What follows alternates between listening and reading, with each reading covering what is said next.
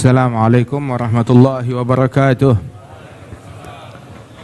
Alhamdulillah wassalatu wassalamu ala sayyidina Rasulillah Sayyidina Muhammad bin Abdullah wa ala alihi wa sahbihi wa mawalah. Ma ba'd, kita bersyukur kepada Allah Ta'ala atas pertemuan yang dan kesempatan yang demikian mulia ini di hari yang teramat mulia, di bulan yang teramat mulia, bulan Muharram, di hari Senin dan bertepatan hari Ashura, hari 10 Muharram 1444 tahun sejak hijrahnya Nabi besar Muhammad sallallahu alaihi wa alihi wasallam. Sungguh kesempatan yang amat baik. Alhamdulillah kita berkumpul bersama akhina Kiai Haji Bahauddin Nur Salim. Mudah-mudahan Allah Ta'ala berikan kesehatan, afiat, keberkahan kepada beliau dan segenap para ikhwanina, sahabat-sahabat kami, Kiai Haji Yusuf Mansur, kemudian juga Sayyid Al-Habib Saleh bin Ali Al-Attas,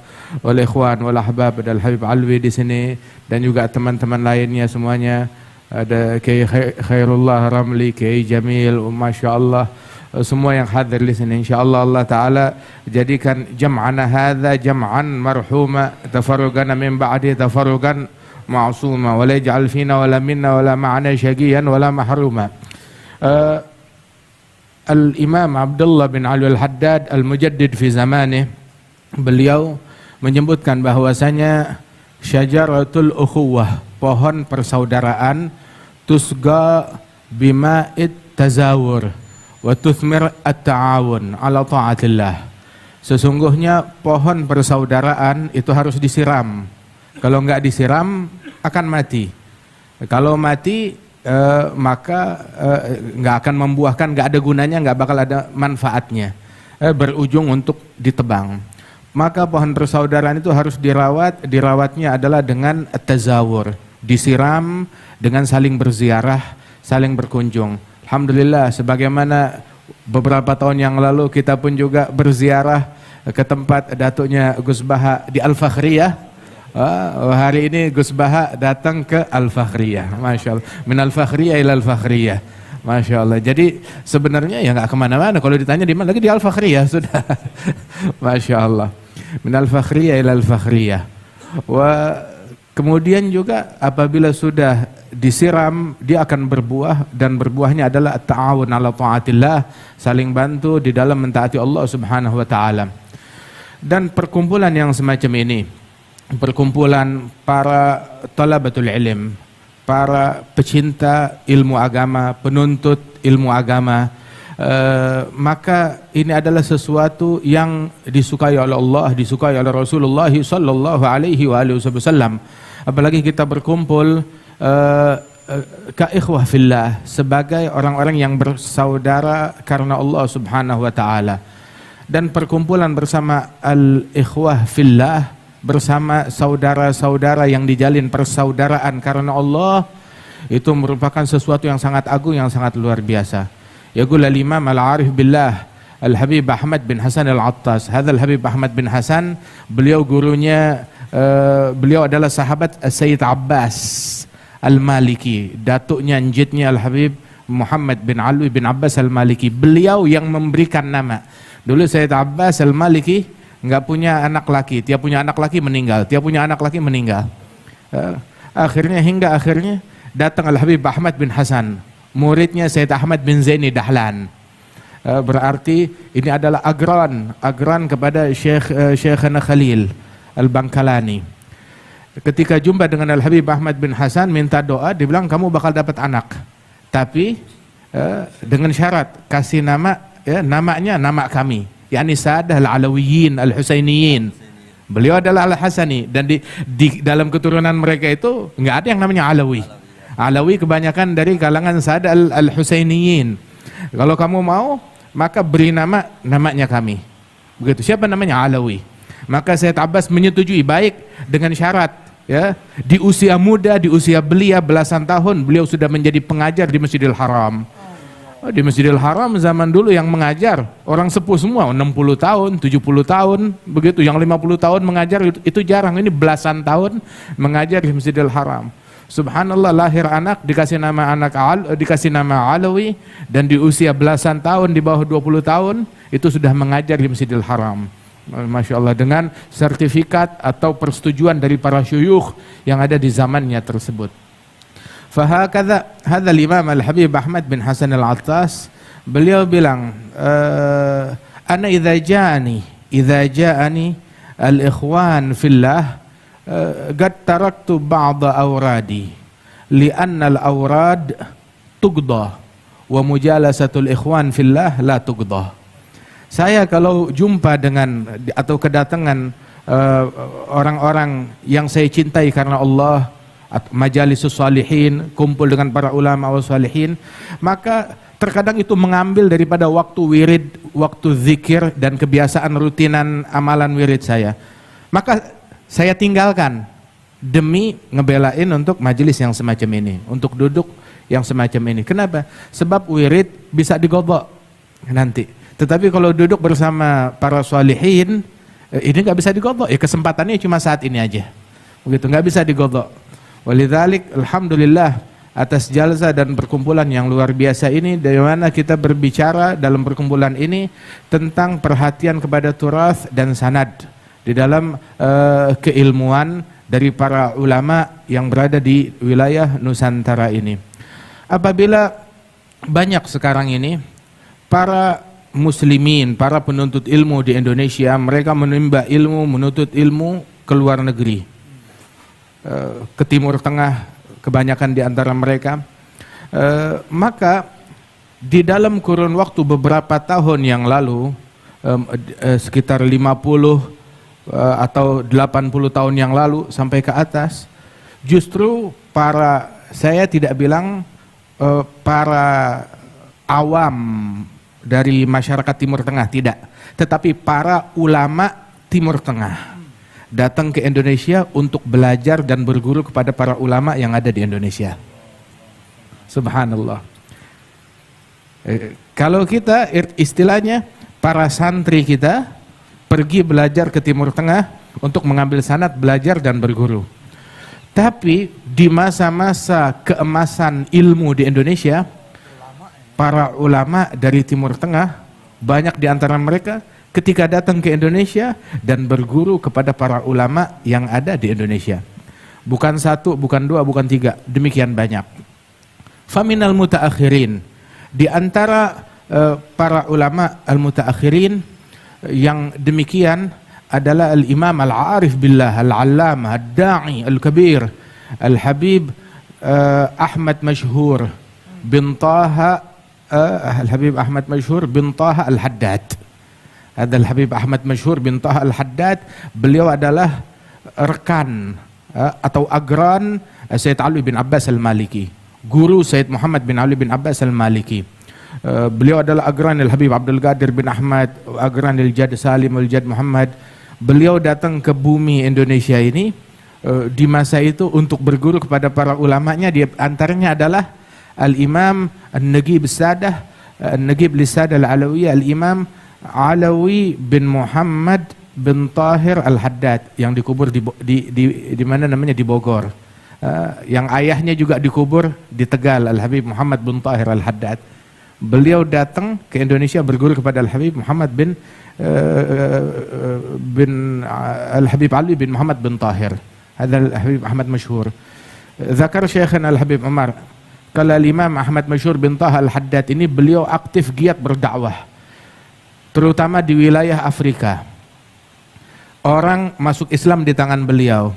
Itu kadang di majelis beliau itu masuk ke pedalaman, kemudian sudah beliau membaca maulid di sana. Baru mulai baca maulid itu di satu kampung, orang-orang kampung mulai datang berkumpul, dan mereka, kebanyakan dari mereka belum kenal Islam. Datang hadir di situ, di majelis tersebut, di majelis maulid itu, orang yang datang masuk Islam di tangan beliau. Bukan satu, bukan dua, hampir semua yang datang masuk ke dalam agama Islam. Dan tiap yang masuk Islam beliau berikan pakaian. Loh kenapa? Sebab datangnya nggak berpakaian, telanjang. Di Afrika, artinya berpakaiannya masih sangat terbuka. Tiap yang datang diberikan pakaian dan masuk ke dalam agama Islam. Sehingga di hidupnya beliau. Di masa hidupnya masuk Islam di tangannya itu hampir 200.000 orang. Di masa ketika saat beliau meninggal dunia di akhir hayatnya, yang masuk Islam di tangan beliau atau di tangan muridnya 200.000 orang. Habbah idza barakal maula tulagi hubub. Ditelusuri sanadnya, nggak taunya ngajinya di Indonesia juga.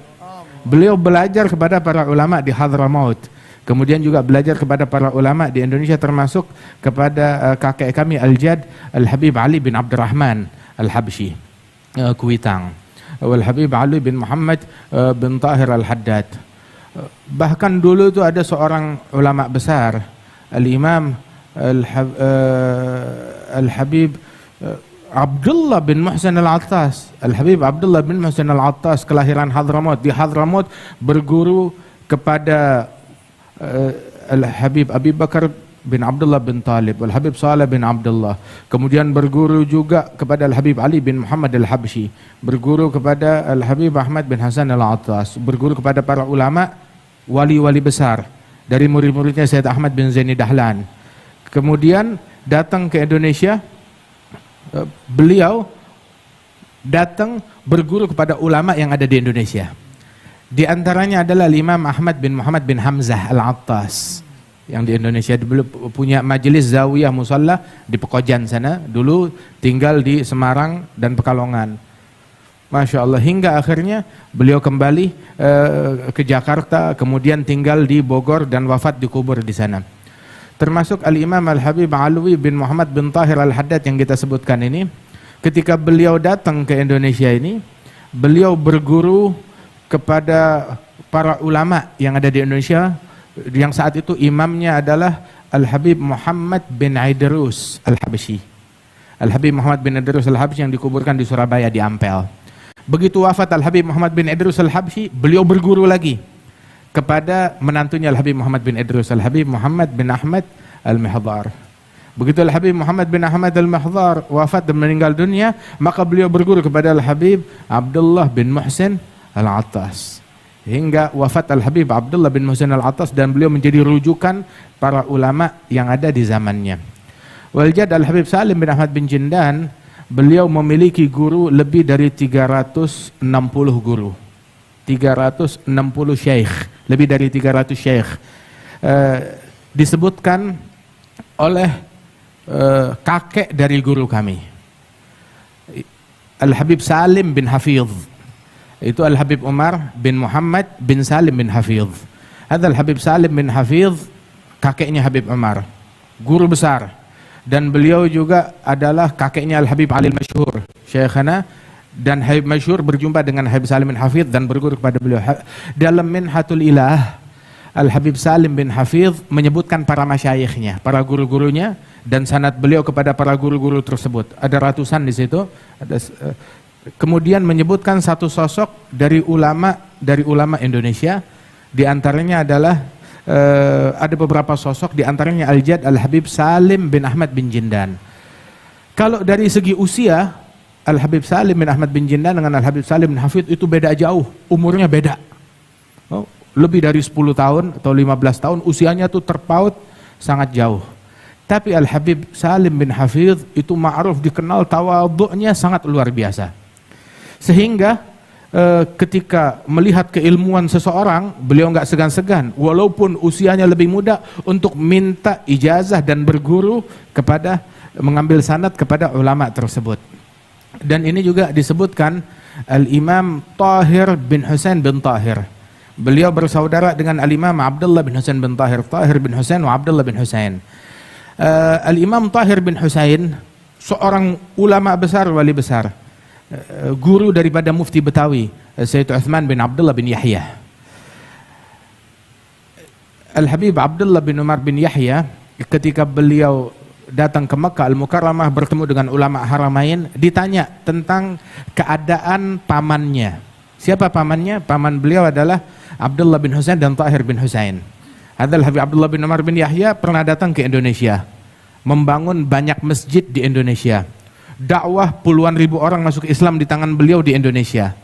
Dan hingga keadaan beliau itu membuat resah para penjajah. Sehingga para penjajah itu mengintimidasi beliau dan bahkan menyihir beliau, menyantet beliau, mengguna-guna beliau. Akan tetapi subhanallah, beliau sembuh, sehat begitu, dan tidak terpengaruh apapun daripada fisiknya, kecuali beliau nggak bisa makan apa-apa, cuma bisa makannya susu. Jadi cuma minum susu. Dan di antara sifat wara'nya beliau, sampai beliau itu punya sapi betina begitu, yang dia perhatikan makanannya harus halal, minumannya harus halal. Nah, susunya dia ngambil dari situ. Jadi kemana pergi dakwah ke pelosok, dia bawa sapinya itu. Dikenal sahibul bagarah. Sahibul bagarah, Al-Imam Abdullah bin Umar bin Yahya. Hadal Habib Abdullah bin Umar bin Yahya, Imam Al-Alawiyin. Beliau ini waktu datang ke Mekah, ke Haramain Syarifain, itu beliau ditanya oleh para ulama yang ada di sana. Ditanya oleh para ulama yang ada di sana, an khalihi Tahir bin Husain wa an khalihi Abdullah bin Husain bin Tahir.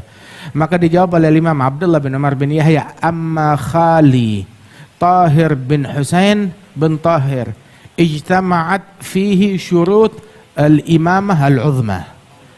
Terpadukan pada diri pamanku Tahir bin Husain persyaratan untuk menjadi Amirul Mukminin. Sempurna. Untuk persyaratan untuk menjadi Amirul Mukminin, dan itu nggak gampang. Paling nggak harus menjadi mujtahid mutlak.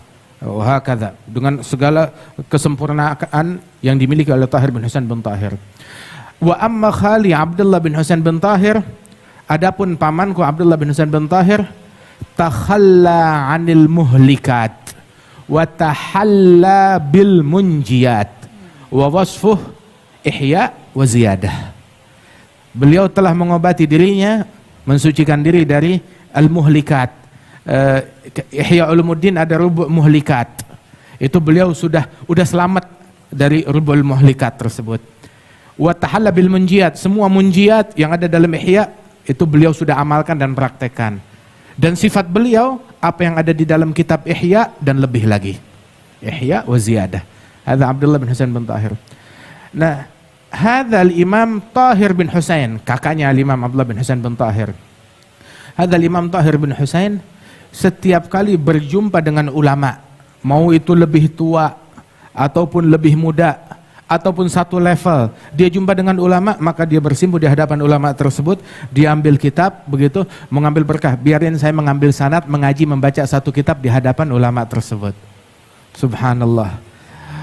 Al-Imam Abdullah bin Al-Haddad, beliau bilang, saya tidak mendengar satu ulama pun di lembah Hadramaut, melainkan saya datang kepada beliau untuk mengambil, menimba ilmu kepada para ulama tersebut. Dan tidak ada satu kitab ilmu yang ada di Hadramaut, melainkan saya pernah mengkajinya atau dibacakan di hadapan saya. Minimal satu kali. Biasanya berkali-kali dibacakan di hadapan beliau, radhiyallahu anhu ardhah. Alhasil, dalam sanad keilmuan tersebut banyak para ulama datang ke bumi Indonesia ini berguru kepada wali-wali yang ada di sini. Termasuk juga yang kita sebutkan Al-Habib Ahmad bin Muhammad bin Hamzah Al-Attas. Ada Imam Ahmad bin Muhammad bin Hamzah Al-Attas datang ke Indonesia, dia berguru kepada Al-Habib Syekh Boto Putih, Syekh bin Ahmad Bafagih. Dan juga ada satu gurunya di Madura dari Baharun ulama. Subhanallah. Dia berguru kepada mereka para ulama wali-wali besar tersebut yang dimuliakan oleh Allah Subhanahu wa taala tersebut. Waljad Al-Habib Salim bin Ahmad bin Jindan yang disebut oleh Al-Habib Salim bin Hafidh, Habib Salim bin Hafidh dalam Minhatul Ilah menyebutkan di antara guru saya adalah Sayyid Salim bin Ahmad bin Husain bin Jindan ibni Syekh Habib Bakar bin Salim. Al bin Hafidh dengan sama-sama bin Syekh Habib Bakar bin Salim, kita semuanya. Syekh Abu Bakar punya anak 13 laki-laki, semuanya wali. Semuanya wali besar. Itu di antara putranya Imam Umar Mihdhar ibni Syekh Habib Bakar bin Salim yang mengatakan la arda wa adna talamizati mithal Abi Yazid Al-Bustami. Al-Imam Syekh Umar Mihdhar ibni Syekh Habib Bakar bin Salim, beliau bilang, saya tidak rela, tidak ridha murid saya yang paling rendah kalau kewaliannya seperti Abu Yazid Al-Bustami. Minimal harus lebih daripada Abu Yazid Al-Bustami. Datuk beliau Syekh Habib Bakar bin Salim bin Abdullah bin Abdurrahman bin Abdullah ibn al-Imam Abdurrahman As-Saggaf yang hidup 700 tahun yang lalu. Syekh Habib Bakar 450 tahun yang lalu wafatnya beliau. Ada Imam Abdurrahman As-Saggaf, itu beliau punya anak laki 13, semuanya wali.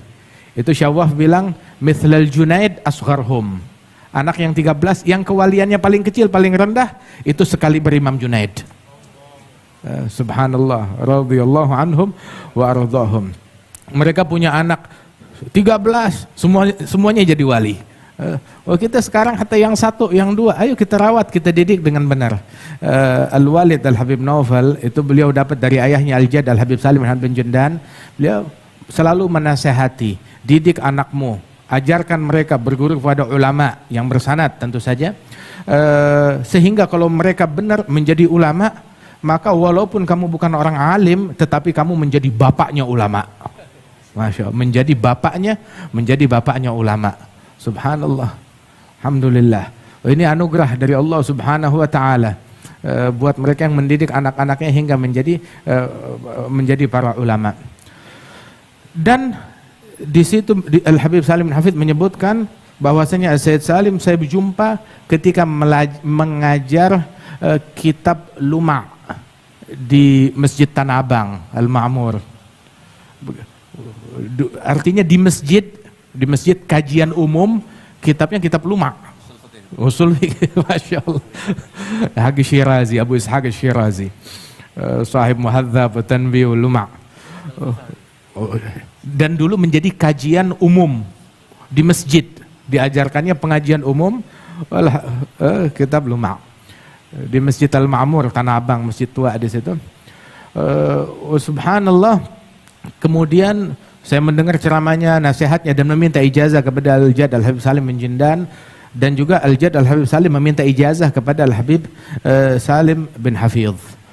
Kemudian Al-Jad Salim menyebutkan di antara para guru-gurunya, banyak di antara para kiai-kiai besar yang ada di bumi Indonesia ini. Umin ajallihim, di antara yang paling agung, yang paling mulia di antara mereka adalah Syekh Muhammad Khalil Al-Bangkalani, yang beliau pun juga di dalam hadis musalsal biyaumi Ashura, hadis musal yang nanti insyaallah akan kita bacakan, itu pun juga beliau merujuk sanadnya kepada Syekh Khalil Al-Bangkalani ini, Syekh Maulana Khalil Al-Bangkalani radhiyallahu anhum wa ardahum.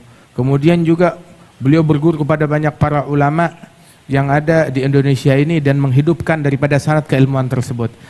Dan uniknya, ketika kita menemukan sanad para ulama yang ada di Mekah minal mutaakhirin, ditemukan sanad tersebut baliknya kepada para ulama yang ada di Indonesia juga. Sumber sanad keilmuan dalam ahadits, dalam keilmuan yang ada di Mekah, yang dimana minal mutaakhirin merujuk kepada Sayyid Muhammad bin Alawi bin Abbas Al-Maliki, yang mana Sayyid Muhammad bin Alawi bin Abbas Al-Maliki selalu dan banyak dan hampir di setiap majelis beliau ketika berbicara tentang hadis, tentang keilmuan, tentang sanad, beliau merujuk kepada Al-Jad Al-Habib Salim bin Ahmad bin Jindan, yang mana setiap kali Jaddi Salim datang ke Mekah, Sayyid Muhammad bin Alwi beliau yang mendampinginya dan belajar berguru kepada Al-Jad Salim. Saat itu usianya masih muda sekali, yang mendampingi ke semua tempat dan belajar kepada Al-Jad Al-Habib Salim bin Ahmad bin Jindan. Saking dekatnya mereka juga hubungan keluarga kami dengan keluarga Al-Maliki, sampai dipersaudarakan antara ayah kami Al-Walid Al-Habib Naufal dengan Sayyid Muhammad bin Ali bin Abbas Al-Maliki, dipersaudarakan antara mereka oleh Al-Jad Salim dan oleh Sayyid Alwi bin Abbas Al-Maliki. Kemudian juga Sayyid Alwi bin Abbas mengambil dari Al-Jad Salim. Al-Jad Salim pun juga mengambil dari Sayyid Alwi bin Abbas Al-Maliki dan para ulama yang ada di Mekah.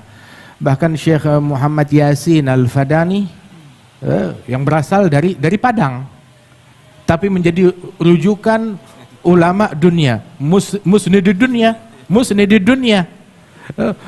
kepada Syekh Muhammad Yasin Al-Fadani, hingga Al-Habib Ibrahim bin Aqil bin Yahya, Al-Ibrahim bin Umar bin Aqil bin Yahya, beliau pun ketika jumpa dengan Syekh Muhammad Yasin Al-Fadangi saling bertukar ijazah. Wal Habib Ibrahim bin Aqil, beliau menguasai sanad keilmuan dari para sadah Al-Alawiyin dan para ulama yang ada di Yaman. Syekh Muhammad Yasin Al-Fadangi yang saat itu memang lebih muda usianya daripada Al Habib Ibrahim bin Aqil, tetapi beliau banyak menimba keilmuan dari para ulama, dan dulu para ulama datangnya semuanya ke Mekah. Jadi di situ beliau meraih keuntungan mendapatkan sanad keilmuan dari semua para ulama yang datang ke Mekah. Hingga Al Habib Ibrahim bin Aqil yang sepuh juga meriwayatkan kepada Syekh Muhammad Yasin Al-Fadangi, dan saling bertukar ijazah, dan dengan begitu terhubung sanad antara barat dengan timur. Subhanallah. Dan semuanya itu berhubung dengan sanad para ulama yang ada di Indonesia ini, radhiyallahu anhum ardhahum. Dan perhatian kepada sanad ini demikian penting, sebab dikatakan bahwasanya as-sanad min khususiyah hadhil ummah. Sanad adalah keistimewaan yang Allah Ta'ala berikan kepada umat Nabi Muhammad sallallahu alaihi wasallam, yang ini dalam umat Nabi Muhammad tetap terjaga hingga zaman kita. Tapi di dalam agama-agama yang lain, ajaran yang lain, nggak ada sanadnya. Nggak ada sanadnya, nggak ada ketemu. Mereka nisbatkan, oh ini kepada Nabi Isa, ini kepada Nabi Musa. Ditelusuri nggak ada sanadnya. Mungkin terputus begitu aja. Subhanallah, dari Israiliyat yang mereka dapatkan. Subhanallah. Wah, adapun yang bersumber dari Israiliyat, apa yang yuwafik dengan ajaran kita, ma yukhalif, bisa kita terima dan kita pakai. Begitu, selama itu nggak ada kaitannya dengan hukum. Apa yang yukhalif, yang bertentangan, maka ya kita tidak terima. Begitu. Khudh min Bani Israel wala haraj wa hakadha. Kemudian juga sampai disebutkan bahwasanya laula sanad lagala man syaa bima syaa. Kalau bukan keberadaan sanad keilmuan ini, maka seseorang akan berbicara semaunya, dengan menisbatkan kepada semaunya. Tetapi harus ada sanadnya, sumbernya dari mana dia dapatkan. Dan sanad bukan cuma dalam keilmuan atau di dalam kitab yang dia baca, tetapi di dalam sanad laisa fin nusus faqat, bukan di dalam nas-nas ilmiah, tetapi sanad di dalam fahmin nusus. Pemahamannya juga harus bersanad. Sebab kalau tidak, sebagaimana disebutkan oleh Nabi Muhammad SAW tentang pemahaman yang tidak bersanad, walaupun dalam Al-Quran, dalam hadis al-musalsal bi mashid turab, kama rawa jaddana al-Habib Salim, Muhammad bin Jandan, itu dalam hadis musalsal bi mashid turab, itu Rasul sallallahu alaihi wasallam dengan asanidnya menyebutkan, man takallama fil Qur'an bi ra'yihi, dalam riwayat bi ghairi ilm falyatabawwa maq'adahu minan nar. Kata Nabi sambil mengusap ke tanah. Barang siapa yang berbicara tentang Al-Qur'an tanpa didasari ilmu, dalam riwayat bi ra'yihi, menurut saya, kalau enggak salah, saya rasa, Al-Quran pakai perasaannya dia, menafsirkan Al-Quran bi ra'yihi, maka faliyatabawa, bersiap untuk duduk di singgasana jadi neraka. Sudah punya kursi di neraka, artinya pasti masuk. Waliyadzubillahi min dzalik. Yakni hatta faham di dalam nusus itu harus dengan pemahaman yang bersanad. Termasuk juga dalam metode, dalam cara juga bersanad. Subhanallah, kita sampai cara pidato, cara ceramah diajarin, ada rambunya, ini boleh, ini enggak boleh, ini lakukan, ini jangan dilakukan. Dan bimbingan ini kita dapat dari walidna, ayah kami Al Habib Naufal bin Salim bin Jandan, sebagaimana beliau dapat dari ayahnya, Khatib Indonesia Al-Jad Al Habib Salim bin Jandan, sebagaimana beliau dapat dari ayahnya, dari guru-gurunya, begitu sampai kepada Rasul sallallahu alaihi wasallam, taujihat. Sebagaimana ini juga kita dapat dari Syekhana Al Habib Umar bin Muhammad bin Salim bin Hafidh, ada rambunya, ini boleh, ini enggak boleh. Begitu, ini boleh diucapkan, ini enggak boleh diucapkan. Jangan sebut nama individu tertentu. yang bertentangan, jangan sebut namanya.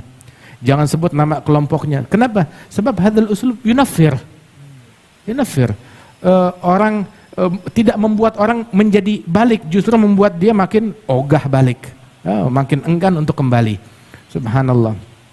Ada hikmah di dalam metode dan cara, sampai cara yang sedetail itu pun juga diajarkan kepada murid. Ini salah satu numudaj, salah satu contoh dari apa yang mereka ajarkan di dalam metode, di dalam akhlak, di dalam perangai, di dalam apapun yang mereka lakukan itu semuanya bersanad.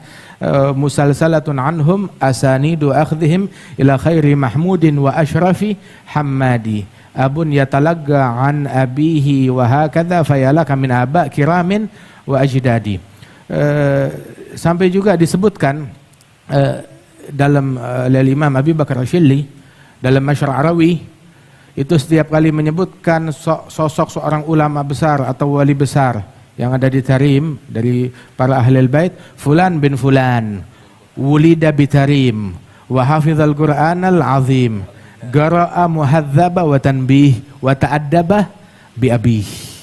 Subhanallah, ta'addaba bi abih. Artinya mereka mustawahum di dalam keilmuan sangat luar biasa. Jadi kita kalau mau bicara tentang mereka yang kita kenal, para wali songo tersebut, yang mana mereka ini dalam sanad keilmuan mereka itu, sanad keilmuan mereka sesuai seperti nasabnya mereka. Subhanallah, mereka punya sanad keilmuan dari jalur yang banyak berbeda-beda, tetapi juga nasab mereka juga sanad. Subhanallah, yang mana mereka adalah keturunan dari Al-Imam Abdul Malik bin Alwi Ammal Faqih bin Muhammad Sahib Merbat bin Ali Khal Agasam bin Alawi bin Muhammad Maula Som'ah bin Alwi bin Ubaidillah bin Ahmad Al-Muhajir bin Isa bin Muhammad Al-Nagib bin Ali Al-Uridhi bin Ja'far Sadiq bin Muhammad Al-Bagir bin Ali Zain Al-Abidin ibn Al-Husayn Al-Syahid bin Ali bin Abi Talib wa ibn Fatimah Az-Zahra binti Nabi Muhammad sallallahu alaihi wa alihi wasallam. Jadi nasabnya mereka itu juga sanad juga, radhiyallahu anhum wa ardahum. Nah, mereka ini pun juga di dalam keilmuannya, dalam sanadnya ta'addaba bi abih. Dan mereka yang dikenal wali songo tersebut bukan cuma sekedar wali terus sudah, enggak. Tapi mereka wali, mereka alim, mereka wari', mereka zahid, mereka tegi, subhanallah, di setiap mata rantainya. Begitu, setiap individu dari mereka, wali juga, ulama juga, mufti juga, da'i juga, zahid, wari', sadiq, wa hakadha, radhiyallahu anhum wa ardahum. Sehingga Syekhana Al-Habib Umar bin Muhammad bin Salim Al-Hafidh ketika menyebutkan tentang silsilah sanad keilmuan daripada wali-wali yang ada di Indonesia ini, yang diadakan haulnya ini, fulan bin fulan bin fulan, beliau adalah wali ibn wali ibn wali ibn wali sampai Nabi Muhammad, alim ibn alim ibn alim ibn alim ibn alim terus sampai Nabi Muhammad, wari' ibn wari' ibn wari' ibn wari' ila Nabi Muhammad, zahid ibn zahid ibn zahid ibn zahid ila Nabi Muhammad. Bahkan di antara syuyukhna, di antara guru-guru kita yang dalam sanad yang kita punya ini, Gutub ibn Gutub ibn Gutub ibn Gutub ibn Gutub ila Nabi Muhammad. Min jumlati hadha Syekhana Al-Habib Abdul Qadir bin Ahmad bin Abdurrahman As-Saggaf, yang sanadnya itu Al-Qutbiyah, bahkan di dalam nasabnya beliau dan di dalam sanad keilmuannya beliau, radhiyallahu anhum wa ardahum ajma'in. Masya Allah. Wahakadha. Artinya kita di sini, kita punya bid'ah sendiri. Indonesia ini, masyarakat Indonesia ini, keilmuan ini adalah hadhihi bid'atuna. Ini adalah asetnya kita, ini adalah miliknya kita. Jangan sampai kita sia-siakan dan kita lupakan dan kita tinggalkan. Sebab semuanya ini mahmakan keilmuan dari para masyayikh dari Masyriq ataupun dari Maghrib, dari arah Khabil, Nusantara, ataupun dari Syarqil Awsat, dari Timur Tengah, dari Hijaz, ataupun dari Syam, ataupun dari Yaman. Al-ilm rahimun baina ahlih. Ilmu itu adalah rahim, hubungan rahim, silaturahmi antara para pemiliknya. Subhanallah. waktu tahun 18 Hijriyah kita pergi haji bersama Syekhana Al-Habib Umar. Terus kita datang ke tempatnya Sayyid Muhammad bin Alwi bin Abbas Al-Maliki. Kemudian berbicara tentang sanad para masyayikh Hijaz. Wal Habib Umar juga berbicara tentang sanad para masyayikh Al-Yaman yang dikenal. Hingga akhirnya Al-Habib Umar mengatakan kami dan Sayyid Muhammad bin Ali Al-Maliki dalam sanad keilmuan kami ini kita semuanya adalah dari sumber dari mamba dari tempat yang sama. Terus hatta hadil kalimah tu'jib Sayyid Muhammad katsir. Membuat Sayyid Muhammad itu demikian takjub dengan kalimat ini. Al-Habib Umar bilang itu di Hadramaut ada namanya Jabiyah. Jabiyah itu apa kalau di sini? Jadi kolam orang untuk ambil air wudhu, Jabiyah. Itu Jabiyah itu biasanya 4 pintu. Nah, di dalamnya itu kolamnya itu aksar min gullatain, orang wudhu di situ atau mandi di situ. Nah, itu di bagian bawahnya itu walaupun terpisah 4 ruangan, akan tetapi di bagian dalamnya itu airnya itu saling menyatu. Airnya itu menjadi satu. Nah, begitu juga sanad keilmuan kami, kata Al-Habib Umar. Walaupun saya dari pintu yang ini, Sayyid Muhammad dari pintu yang ini, tapi pada hakikatnya di dalamnya airnya kita semuanya satu sama. Ditelusuri bersumber dari para masyayikh yang sama radhiyallahu anhum wa ardahum ajmain. Ala kulli hal sebenarnya